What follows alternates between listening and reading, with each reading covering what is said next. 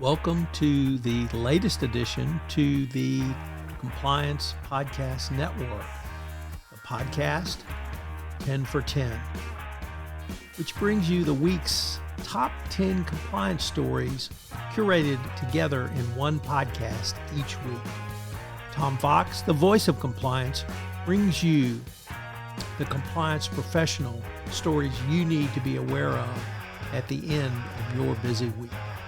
Sit back and in 10 minutes, hear about the stories every compliance professional should be aware of. Every Saturday, 10 for 10 highlights the most important news, insights, and analysis for the compliance professional, all curated by the voice of compliance, Tom Fox. Get your weekly filling of compliance stories with 10 for 10. Hosted by Tom Fox. 10 for 10 is a production of the Compliance Podcast Network. First, a word from the sponsor of the Compliance Podcast Network for this month, Ethico. In the intricate world of ethics and compliance, each second is precious, and slow case closures are more than just delays, they're missed opportunities. Enter Ethico. Our solution revolutionizes case management, cutting closure times in half and turning every challenge into a chance for improvement. Imagine a workspace where efficiency and compliance coexist harmoniously. Don't just dream of faster resolutions, make it your reality.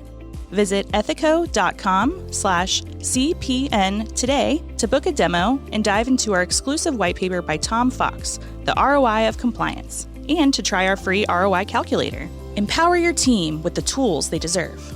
10 for 10 for the week ending August 24, 2024.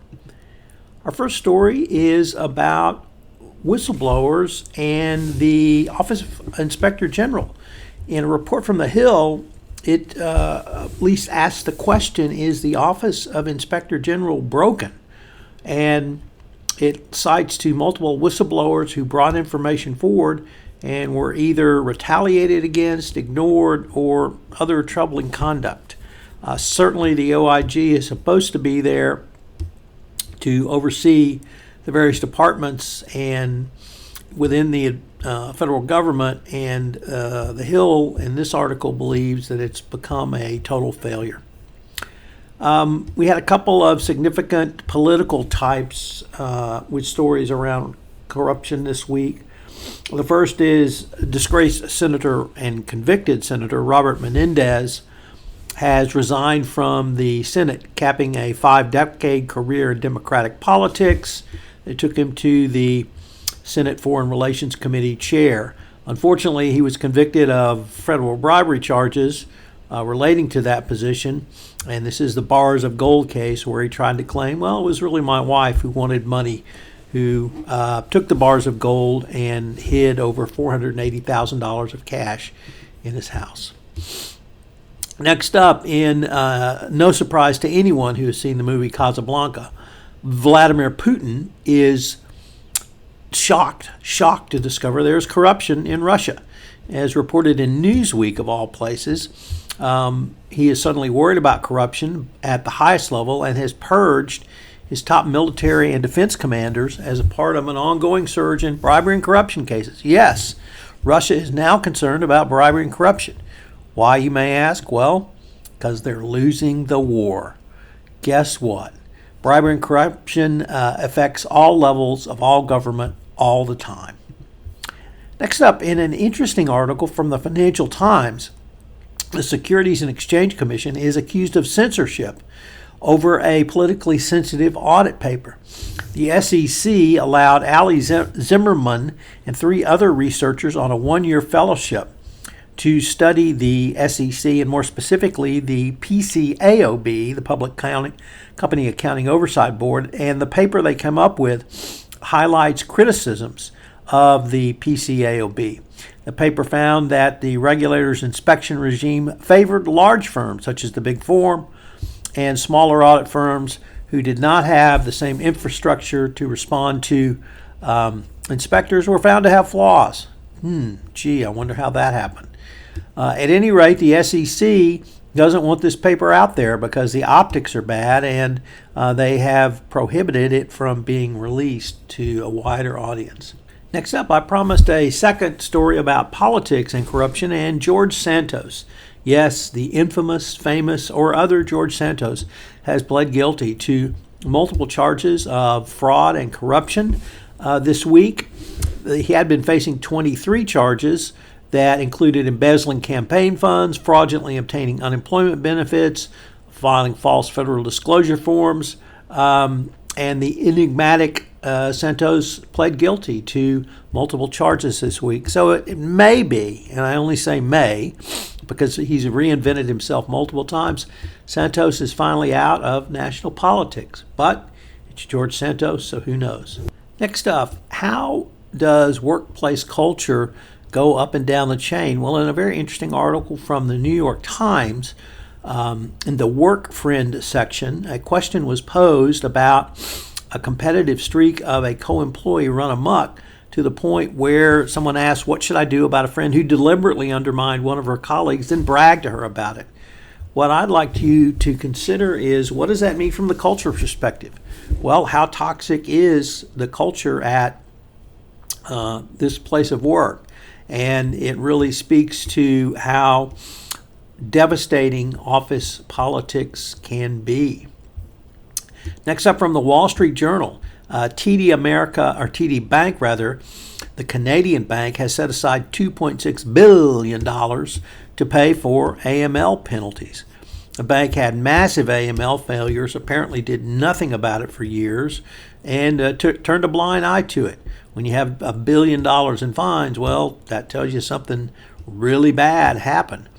Current chief executive Bharat Masrani said that the remediation program is well underway, and the company has strengthened its money laundering program with the addition of adding globally recognized leaders and talent across the bank. So it's good that they found religion. It's too bad that they had to learn that lesson after $2 billion worth of fines. Next up, from Law 360, a former Vitol oil trader pled guilty to federal court charges of FCPA and Travel Act violations, conceding that he was part of a group that paid hundreds of thousands of dollars in bribes to officials of the Mexican state-owned oil company Pemex in order to secure business with Vitol. This is a part of an ongoing series of industry sweeps through the energy trading industry. Vitol had one of the most prominent cases. His name was Jose Aguilar, and he pled guilty in New York. He had been found guilty, and he faces an estimated sentencing range of 24 to 30 months in prison for Pemex and Petroecuador Commission FCPA violations. Prosecutors say he and others funneled bribery payments from Vitol through a series of shell corporations to help the firm win business in Ecuador and Mexico worth millions of dollars. And his counsel said it was Vitol who did the bribery and corruption, not him. The jury, however, found otherwise. From the Financial Times, Mike Lynch. His body was found as part of a group of people who were on a yacht in offshore Italy, which sank in a freak storm. Mike Lynch was the former head of CEO at Autonomy and had successfully been acquitted by a jury from federal prosecutors' charges that he had engaged in corruption and fraud around the sale of Autonomy to HP. And our final story is a very interesting mea culpa, or maybe mea culpa, from Michael Lewis around his glowing portrait of Sam Bankman-Fried, which came out immediately before the trial. And Lewis tries to shift the blame, as you might expect, going forward. 10 for 10 is a production of the award-winning Compliance Podcast Network.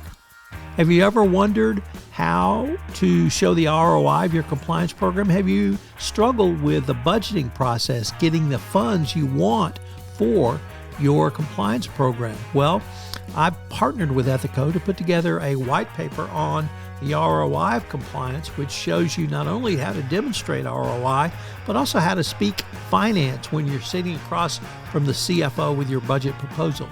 Check out the website, and get the white paper. Thanks so much for listening to this episode of 10 for 10. I hope you'll check out the newest podcast in the Compliance Podcast Network, the Compliance Tip of the Day. In Compliance Tip of the Day, I give a 5 to 8 minute summary of one tip that you can integrate into your compliance program or put together for greater compliance program efficiency.